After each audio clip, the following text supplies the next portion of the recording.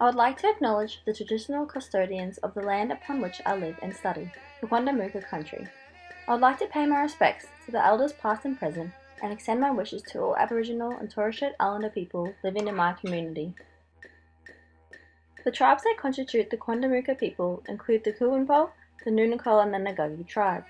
There are a number of tribes that lived in Quandamooka, including the Jagara tribal group who lived near Cleveland, close to the land upon which I live and study. The people of Quandamooka lived a nomadic lifestyle. They moved between semi-permanent campsites where shelters varied and simple lean-tos were used for overnight stays, building more permanent huts at regular campsites. Cleveland and St. which is a suburb next to mine, were sites for Bora rings where ceremonies took place.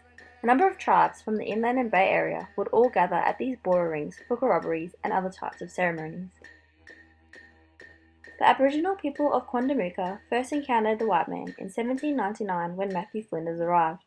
Settlement of the area began in 1824, and as settlement grew, the Aboriginal people of the area were confined to the coastal fringes, with many moving to less occupied islands. The traditional lifestyle of the Aboriginal people lasted longest in the Cleveland area, where fighting occurred as the Aboriginal people resisted settlement. While the growing settlement made the traditional lifestyle impossible, the main destroyers of the Quandamooka Aboriginal people were the diseases brought about through contact with the white population. As the suburb and land I live and work on resides next to those with a history of Aboriginal culture, I decided to explore my neighbourhood to find information that highlighted the value and acknowledgement of Aboriginal life. While taking a 30-minute walk around my neighbourhood, I was surprised to find nothing representative of Aboriginal culture. For months I had believed that the local park would showcase some form of Aboriginal art, with traditional paintings and monuments situated around the space. I was shocked to find nothing but different pieces of artwork which acknowledge Australia as a country and the flora and fauna present, however nothing highlighting the Aboriginal culture. The only remaining form of history I believe is present was the bushland surrounding the area. Dense bushes and trees, with a number of streams, highlight the untouched beauty of nature that was once subjected to the colonialism of Australia.